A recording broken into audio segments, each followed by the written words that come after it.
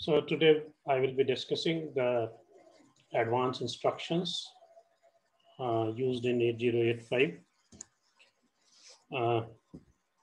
We have many instructions which we have studied. These are the general instructions, but for the use of complete instructions, we also need to learn about the advanced instructions used in 8085. Now, the first instruction, which is used in the form of the advanced instruction in 8085 is LHLD instruction, which basically means load HL pair direct. Now, what the format of using the LHLD instruction is LHLD 16-bit address, meaning thereby you have to define a 16-bit address along with the instruction LHLD. So 16-bit address has to be included within the instruction. So that is why this instruction is a 3-byte instruction. 1 byte will be for LHLD, code of LHLD, that will be of 1 byte, means 8-bit. And the rest 2 bits will be the 16-bit address. So that is why this instruction constitutes 3-byte. So it's a 3-byte instruction. And the purpose of this LHLD instruction is to transfer the content of the HL pair, is to transfer the content of the memory into the HL pair. Now, we have one more instruction which comes under the category of general instruction for loading the HL pair, that is LXI 16-bit, LXIH 16-bit address. By doing that instruction, by using that instruction, whatever 16-bit address which is defined within the instruction LXIH 16-bit address, that 16-bit number as in the form of address will be loaded into the HL pair. But if we don't know the exact address of the memory which has to be loaded into the HL pair, but we know that there are 2 consecutive memory locations where the address of 16-bit is placed. Of course, whenever we put any form of information, either in the form of a data or the address into the memory register can contain only 8-bit.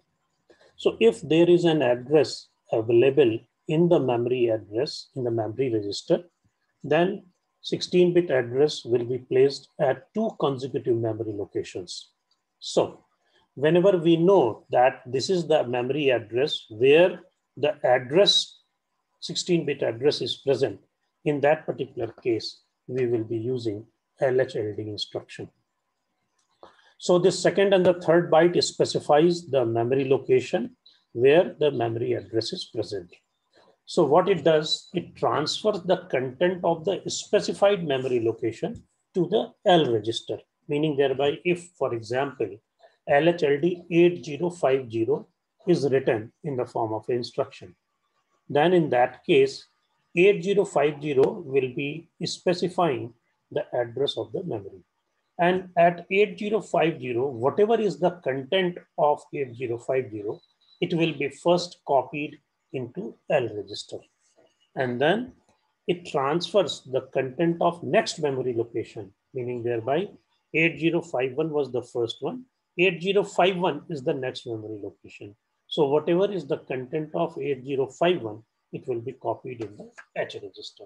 So if we want to copy a 16-bit number which is available at 2 consecutive memory locations in the memory, and if we want to transfer these 16-bit number into the HL pair, we can use LHLD instruction by specifying the address within the instruction as LHLD 16-bit address. So one more thing which has to be mentioned, whenever we say load, it means we are copying a data from the memory or from the external device to the processor's register. So that is why load HL pair direct means the address which is defined directly within the instruction, the content of that address, two consecutive address, will be copied first in the L register and then in the H register. Now the counterpart of LHLD instruction is SHLD, whose purpose is to store the HL pair content directly to the address which is defined by the 16-bit address which is defined within the instruction itself. Again, this instruction is a 3-byte instruction, 1 byte for SHLD, and the 2 bytes will be for the 16-bit address which is defined within the instruction. As LHLD used to load the content of memory, two consecutive memory location, first in the L register, then in the H register. Similarly, in case of SHLD, whatever is the content of HL pair, that will be copied in the two consecutive memory location defined within the instruction by this 16-bit address. So whatever the second and the third bit, which is specified within the SHLD instruction, first of all, it will transfer the content of L register to the specified memory location, and then it will transfer the content of H register to the next memory location. So for example, if the instruction is written like SHLD 8050, so what will happen? First of all, the content of L register will be copied at 8050, and then the content of H register will be copied in 8051.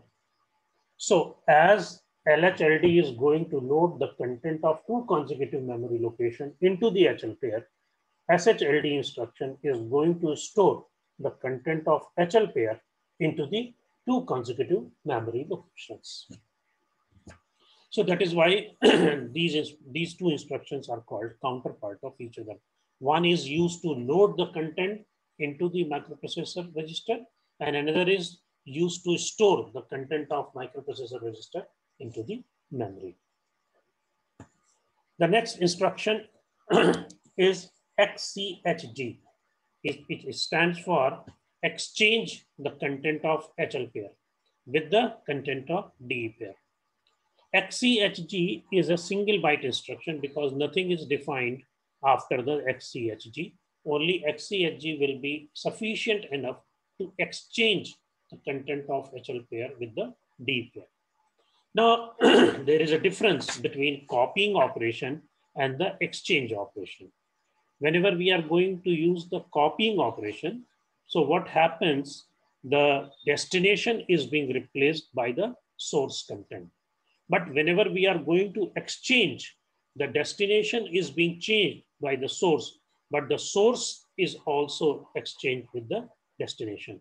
So meaning thereby, if we want to exchange the content of HL pair with the DE pair, meaning thereby the content of L should become the content of E, and the content of E should become the content of L. Similarly, the content of H should be the content of D, and the content of D, previous D, should become the content of H. So the exchanging of the data means HL pair is exchanged with the D pair. L is exchanged with E and H is exchanged with D.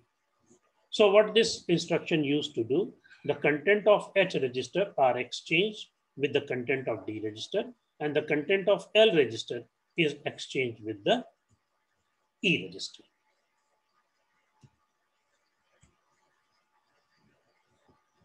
So, how this exchange operation used to happen? Whenever the content of H is exchanged with D, so the content of H is copied into the D, but once it is copied, whatever is the content of D, it will be replaced. So what this instruction used to do, it first put the value of D into some temporary register and then copies the content of H into D, and whatever is the content of D which is placed in the buffer register is back copied to the H register. And similarly, the same exercise used to happen with the in between L and E register. But of course, this instruction used to do a lot of work, but this instruction is a single byte instruction. Now, other advanced instruction are somehow related with the arithmetic group. Till now, we have seen the, if we need an addition operation, we have certain instruction, add R, add M, or ADI 8-bit. And we know that all arithmetic and the logic operations which is being performed with the reference of accumulator itself. So this instruction is the first instruction which comes under the category of arithmetic group in the form of an advanced instruction is ADCR. What this instruction used to do, now addition with carry, meaning thereby before using this instruction, this kind of instruction, if we want to add the content of the register with the content of accumulator along with the content of the carry flag, along with the status of the carry flag, then only we will be using addition with carry. So what this instruction used to do, it adds the content of operand, operand means the register, as well as the carry with the content of accumulator. And by doing this, all the flags are affected. Now, if you compare this instruction with add R, ADDR, what it used to do, it used to add the content of register with the content of accumulator, and the result is stored in the accumulator. But if we want to add the content of register with the content of accumulator, as well as we also want to add the carry bit, which has been set or reset before the instruction, in that case, we can use instruction ADCR. So it adds the content of register or memory or the 8-bit number, which is defined within the instruction with the content of accumulator along with the carry bit. And by doing all these three operations, whether we are using ADCR, in that case, the register content is added with the accumulator. In the case of ADCM, the content of the memory is added with the content of accumulator along with the carry bit. Which memory? The memory whose address is available at HL pair. And ADI 8-bit is going to add the content 8-bit with the content of accumulator along with the carry bit. If carry bit is 1, 1 will be added. If the carry bit is 0, 0 will be added. Of course, when the carry bit is 0, there will be no effect on the result. But if the carry bit is 1, it has to be added with the. So this is about the addition with carry. Now, the next instruction is subtraction with carry. Now, the normal subtraction, the instruction is SUBR or SUBM or SBI 8-bit. If we want to add the content of the register with the content, we want to subtract the content of register from the content of accumulator, then we used to use SUBR. But we know that we want to do the subtraction with the carry, depending upon the carry bit, whether it is 0 or 1. So it is going to subtract, SBBR is going to subtract the content of operand as well as the borrow. Borrow, either you call it as a borrow or you call it as a carry, it doesn't matter. Actually, it means that we want to work with the carry flag. So it is going to subtract the content of operand, that is R, as well as the borrow value, whether it is 0 or 1, from the content of accumulator. And the result will be stored in the accumulator. Now the operand in that case, again, can be a register, it can be a memory, or it can be an 8-bit number, which is defined within the instruction. It all depends whether we are using SBBR, SBBM, SBI 8-bit. Now, in case of simple subtraction, we used to use the instruction SUBR or SUBM or SUI 8-bit. But in case of subtraction along with the carry, we used to use the instruction SBBR, SBBM and SBI 8-bit. So subtraction is very simple. If the borrow flag or the carry flag is 0, SBBR is equal to SUBR. SBBM is equal to SUBM because it is going to subtract the content of memory from the content of accumulator. But if we are using SBBM and carry flag is already set, it was previously 1, then 1 is also subtracted from the content. So in the arithmetic group, the advanced instruction, addition with carry is also possible, as well as subtraction with carry is also possible with the instruction ADCR, ADCM, ADI 8-bit, or SBBR, SBBM, or SBI 8-bit.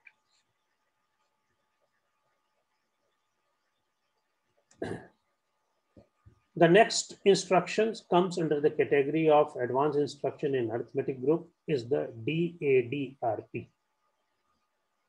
DAD stands for double register addition. Double register addition along with the RP, meaning thereby, if we want to add the content of 2 register pairs, meaning thereby register pair will contain 16-bit number. Another register pair will contain 16-bit number. So if you want to add a 16-bit number, which is available in the register pair, and you want to add it with the another 16-bit number, you can use the instruction DADRP. Till now, we are using, for addition process, we are using an instruction which is going to add only 8-bit number with the 8-bit. But with the help of DAD instruction, double register addition instruction, we can add the content of register pair with the content of another register pair, and the result will be stored in the register pair. So what this instruction used to do, it is going to add the content of the register pair to the HL pair, and the result will be stored in the HL pair itself. Now, what this RP stands for here, the RP can be B. B means PC pair. D means DE pair. H means HL pair. And SP means stack pointer. So suppose I have written DADB. So after the execution, what will happen? The content of BC pair will be added with the content of HL pair, and the result will be stored in HL pair. If I have written DADD, it means the content of DE pair will be added with the content of HL pair, and the result will be stored in the HL. If I have written DADH, the content of HL pair will be added with the content of HL pair, and the result will be stored in the HL pair. If I have written DADSP, it means the content of stack pointer, which is again a 16-bit. The stack pointer is again a register pair. So it will going to add the content of stack pointer with the content of HL pair, and the result will be stored in the HL pair. Now, since this instruction is again a single byte instruction, because no 8-bit or 16-bit operand is defined within the instruction. So this is an 8-bit instruction, and it is going to add the content of the operand. Operand means whatever register pair here we are going to define, either B or D or H or SP, with the content of HL pair, and store the result in the HL pair. And due to this addition process, if there is a carry, the carry flag will be altered just to reflect the result of the 16-bit addition, and no other flags are going to be affected.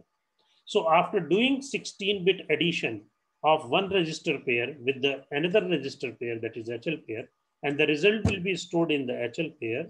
And if after the addition of two 16-bit number, if there is a carry, carry flag will reflect that carry has been generated or not. Meaning thereby, by adding two 16-bit number, there is possibility that the result may be a 24-bit or result may be 16-bit. If the addition of two 16-bit number results in only a 16-bit number, then carry flag will not be generated. But if after addition of two 16-bit number, if there will be a carry, it will be reflected by the carry flag. So this instruction is also a very important instruction as far as the advanced instruction category is concerned. One thing which you have to take into the consideration that while using DAD-RP, only carry flag is going to be affected and no other flags are being affected. Now, the next instruction which lies in this category is the instruction which is related to program counter and the stack pointer. And the instruction which is used in this category is XTHL. What this XTHL stands for? This is a 1-byte instruction because nothing is defined as the form of a operand that is 8-bit or 16-bit. XTHL stands for exchange the top of the stack with HL pair. Top of the stack with HL pair. So XTHL stands for exchange the top of the stack with the HL pair. What does it actually mean? The content of L register are exchanged with the content of the memory location, which is shown by the stack pointer. And the content of H register are exchanged with the content of memory location, which is represented by stack pointer plus 1. So what does it actually mean? This actually means that we are using certain part of the memory as a stack, and we know how the stack used to work. A stack is a different kind of arrangement to store the data into the memory. And this arrangement is done in such a manner, whatever data is put last can be taken out first, or whatever data you have put first can be taken out last. So suppose before using this instruction, HL pair contains certain number. Suppose H register contains 80 and L register contains 50. And stack pointer contains 9050. So if a stack pointer represents 9050, it means 9050 is the memory location where that memory will be used in the form of a stack. That is a 9050 or 9049, like that. So at this location, 9050, 9055F, 4F, 904E, whatever is the memory, they will be containing certain values that is known as stack or the data. So what will happen? Suppose 9050 contains a data 32 and 9051 contains a data 36. And HL pair contains, H contains 80 and L contains 50. So what will happen? The content of L register will be exchanged with the content of memory location shown by the stack pointer. L register contains 50 and 9050, which is the content of stack pointer, it contains 32. So it means 32 and 50, which is the content of L register, will be exchanged mutually, meaning thereby 32, which is the content of 9050, will be available in the L register, and whatever is the content of L register that was 50, it will become the content of 9050. Similarly, the content of H register will be exchanged with the content of memory location, which is represented by SP plus 1. SP plus 1 means SP was 9050. So SP plus 1 will be 9051. And if the content of 9051 is 36, suppose, then this 36 will be exchanged with the content of H register, that is 80. So this instruction XTHL is going to exchange the content of HL pair with the top of the two stacks, which are at the top of the two stacks, and that stack memory will be represented by the stack pointer register. So in this way, this XTHL, which is exchange the top of the stack with HL pair register, will be used. Similarly, we have an instruction PCHL, we will be discussing later on. So the next category of the instruction, which are the instruction again related with SPC. PC means program counter and SP means stack pointer. The next instruction is SPHL. SPHL, it is again a 1 byte instruction because nothing is defined in the form of a operand. This instruction is SPHL is the complete in itself. This instruction says that it is going to copy the HL pair register content into the stack pointer register. It is going to copy the HL pair register content into the stack pointer register. So it is a 1 byte instruction, and this instruction is used to load a new address into the stack pointer. Whatever is the content of a stack pointer previously, it will be replaced by the content of HL pair.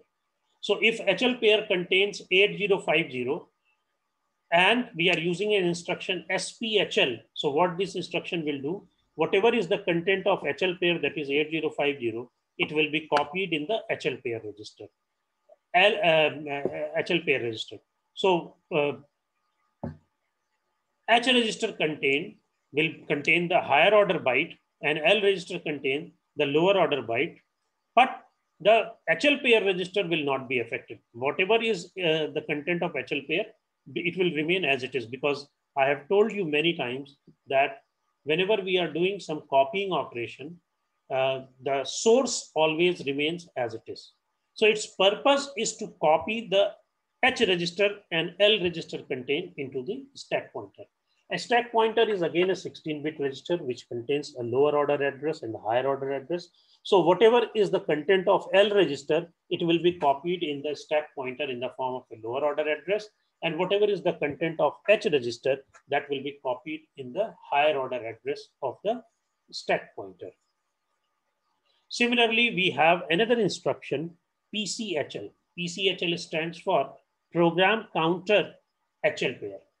It means it is going to copy the content of HL pair register into the program counter.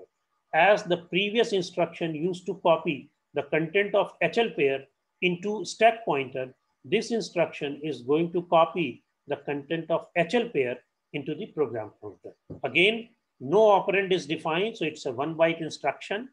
And the purpose is to copy the lower order register content, that is L register, into the lower order address in the lower order register of the program counter.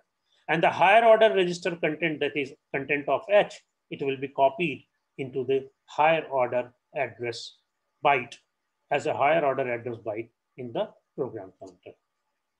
And again, the content of HL pair are not affected because HL pair content is considered to be the source. So SPHL is going to copy the content of HL pair in the stack pointer. Similarly, at PCHL is going to copy the content of HL pair into the program counter.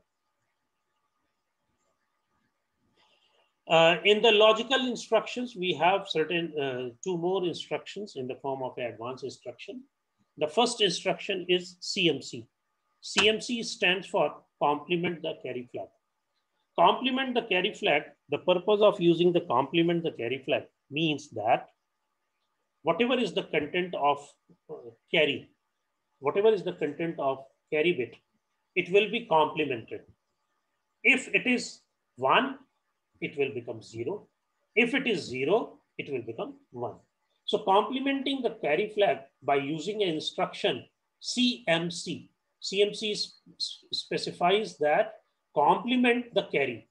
If previous instruction has created a carry flag, has set the carry flag, by using the instruction CMC, we can reset. So the purpose is to take the complement of the carry flag. Of course, there is no other instruction besides CMC and STC by which you can work with the carry flag. You cannot put any byte, any bit into the carry flag, or you cannot take any bit from the carry flag. But with the help of instruction CMC, you can do one thing. You can complement it. If carry bit is 0, it will become 1. If carry bit was 1, it will become 0. Again, this instruction is a 1 byte instruction. There is another instruction that is known as STC. STC stands for set the carry flag. If complement the carry flag is going to convert 0 into 1 or 1 into 0. But set the carry flag will be going to always set the carry. If it was 0, it will become 1. If it was 1, it will remain as it is 1. So again, this instruction is a 1 byte instruction, and these two instruction works only with the carry flag. So these are the certain advanced instructions which will be used, which are used for advanced programming for solving the problem. And using these instructions, it will be easy for us to solve the problem. Next part of the programming is the programming part 10, that includes the timer and the count delay. How it works. Now, as you know that we have to use the counters as well as we have to use the looping process while doing the programming, while solving any problem. And normally what we used to do, we have to write a program in such a way that it can be executed very easily and it should consume less and less time. But there are certain applications, there are many applications in which we are in requirement of delay. For example, if you take the case of traffic light, in the traffic light is the best example of creating a delay. You know, whenever we have a junction point where the traffic is being released from one part only at a time, and the rest of the three parts are being stopped. How this process is, because until unless there is not a green signal, you cannot move ahead. So it means if you are allowing one side to pass and rest of the three sides are in the waiting state. Now, how this is being created, meaning thereby you have to delay the lighting process in such a manner that after the red signal, the green signal should come after 2 minutes. It means you have to apply something in your program so that 2 minutes delay can be achieved before the red signal will become the green signal. And the side which has been allowed with the green signal should, after 2 minutes, it will become red and the other side will be open with the green. So this is the best example of creating a delay. Normally, the delay is not required while writing a program because we want to execute our program as soon as possible in the lesser time. But there are certain applications in which we are in requirement of delay. And this counter and the delay are very important aspect as far as the programming is concerned. So looping and the counting are used to design the counters as well as the time delay. Now a counter is designed by loading an appropriate count in the register. Now we can use a simple 8-bit register to load the count, or we can use 16-bit register for the count. Now the counter can be used as an up counter as well as a down counter. Whenever we are using up counter, in that case, we will be initializing the counter by 1, and side by side in every loop, we are going to increment the counter. 1 will become 2, 2 will become 3, 3 will become 4. This type of counter is known as up counter. Similarly, in many cases, we are using down counters, in which we are initializing the count value by the maximum number, and then we are decrementing it one by one. Suppose I have initialized the counter value by 10. Next time it will become 9, then 8, then 6, then 7, then 6, 5, 4, 3, 2, 1, 0. So that type of counter is known as down counter. Now, the time delay which can be achieved by loading a particular count value into a register with the delay count. Now that count value is known as delay count, and setting a loop to decrement the count until it will become 0. Now, the total delay which we want to achieve, it all depends upon the clock period, because it is the clock period of the crystal which is attached, with which it is going to provide the time. And this time is being provided, it depends upon the frequency at which the crystal used to work. Now, the crystal which are attached with the microprocessor contains two types of frequency. One is called crystal frequency and another is called operating frequency. And this operating frequency is always half of the crystal frequency. If the crystal frequency is 5 megahertz, the operating frequency will be 2.5 megahertz. If the crystal frequency is 4 megahertz, the operating frequency will be 2 megahertz. And this crystal frequency is going to give the time period of one T state. And what is T state? I have already defined that one subdivision of the operation which can be performed is known as T state. Suppose the operating frequency of a microprocessor is 2 megahertz. It means 1 by 2 megahertz will be equal to, that is 0.5 microsecond will be the time period. It means the time required in one T state is 0.5 microsecond. It means one subdivision of the